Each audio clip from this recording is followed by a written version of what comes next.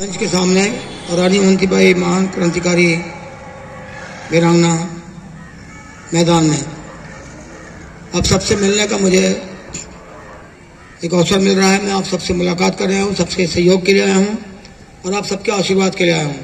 ये बहुत बड़ा महासंग्राम है लोकसभा का चुनाव, और ये चुनाव इसलिए बहुत जरूरी भी और बहुत महासंग्राम में है कि शायद इसके बाद भारत में चुनाव ही नहीं होगा,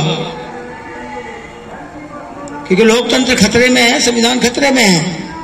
तानाशाही आ जाएगी, जब तानाशाही आ जाएगी तो चुनाव बंद। फिर एक तानाशाह जो है पूरी अपनी मनमानी करेगा। ये आप याद रखो, इसको ध्यान रखो।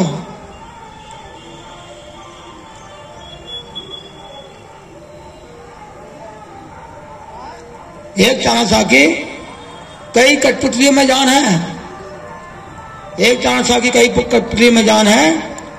ये तमाशा देख के पूरा मुल्क हैरान है।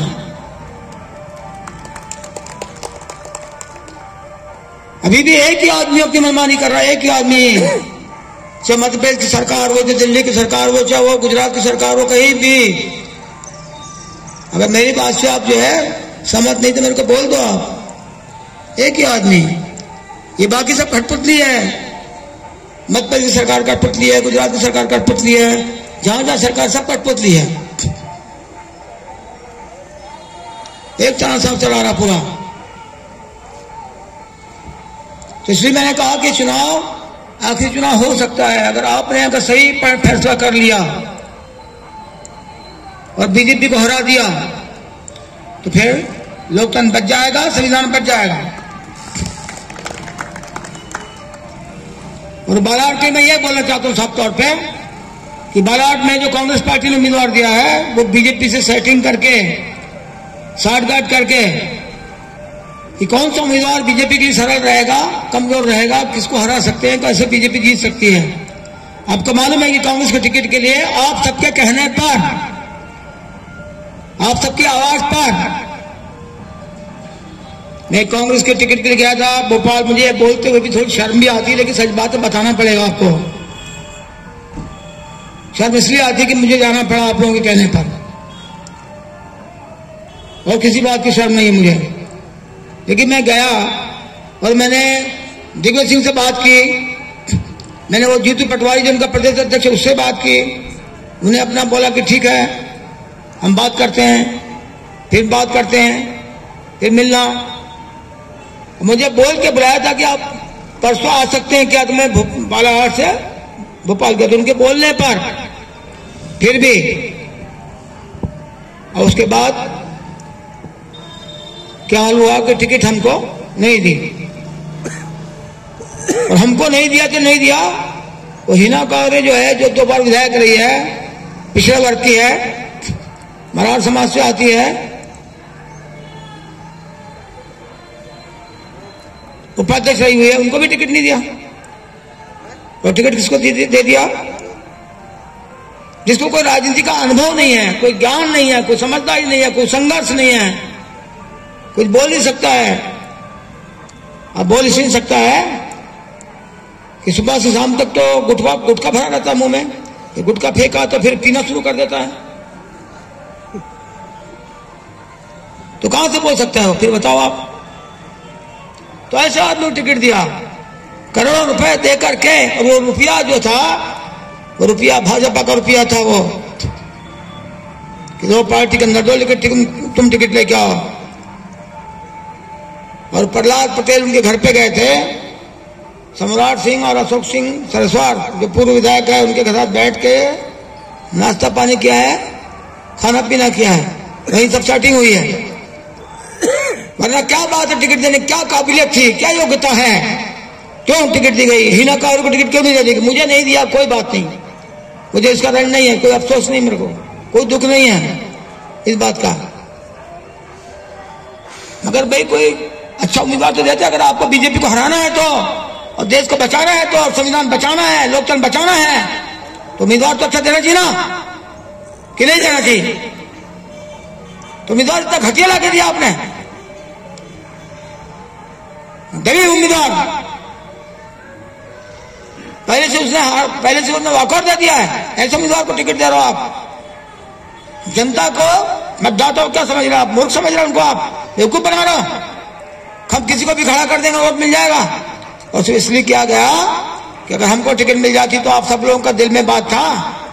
कंकर मुजाहिर को टिकट मिली कांग्रेस की, उसी दिन जीत पक्की हो गई। ऐसे कई लोग फोन करते थे मुझे, और जिनने फोन नहीं किया उनको ही मालूम है, उनके मन में ये बातें ठीक ही थी।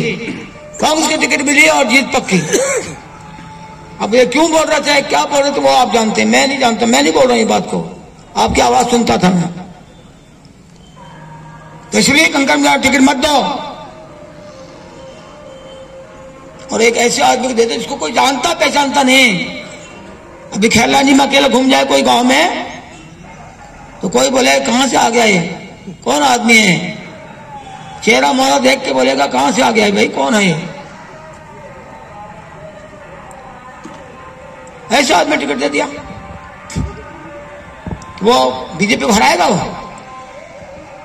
वो बीजेपी का ही दूसरा उम्मीदवार है। वो एक उम्मीदवार बीजेपी की, दूसरी एक महिला है, और दूसरा उम्मीदवार है। तो बीजेपी ने 2 उम्मीदवार खड़े किए हैं हमको हराने के लिए। अब 2 उम्मीदवार मिलकर मेरे को हराने के आए हैं। एक उम्मीदवार तो नहीं हरा सकता था, तो दूसरा भी खड़ा कर दी कांग्रेस का, मेरा नाम है, लेकिन वो है बीजेपी का। अब भारतीय पार्टी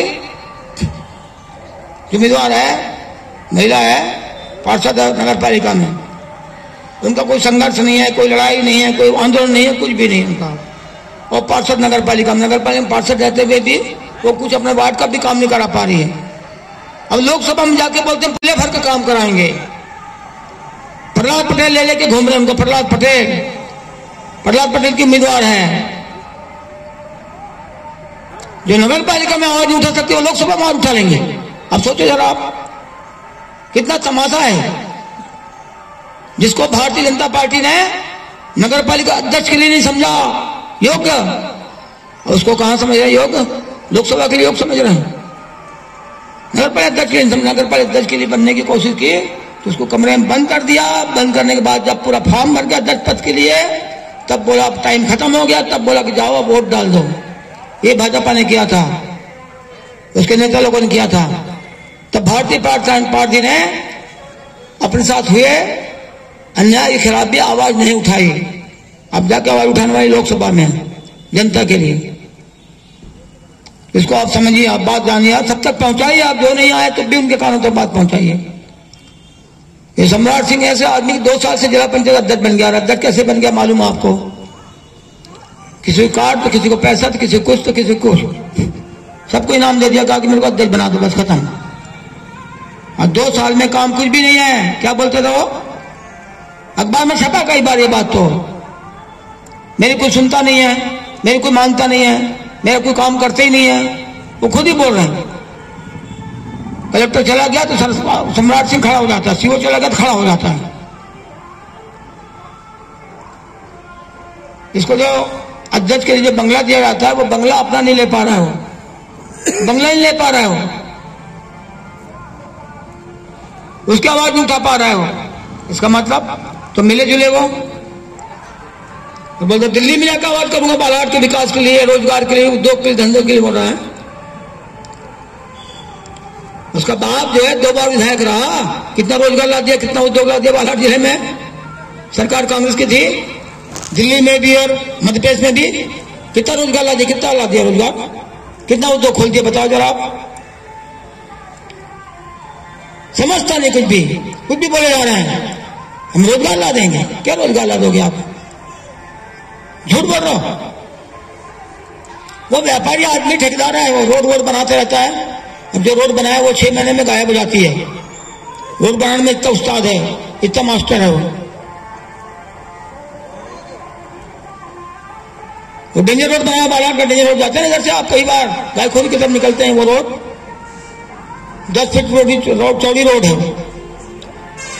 6 महीने में रोड गायब हो गई तो उसका पुल ही नहीं बना, पैसा पूरा निकल गया। 13 करोड़ की रोड को ज्यादा 2 करोड़ में निपटा दिया, खत्म 13 करोड़ की रोड को। गौरीशंकर मंत्री था, गौरीशंकर की सरकार, भाजपा की सरकार, ठेका मिल रहा किसको? सम्राट को। ये सब मैं एक ऐसे कई उदाहरण बताऊंगा तो बहुत टाइम हो जाएगा, चुनाव का टाइम है ये। एक बता दिया तो ये इनका ऐसे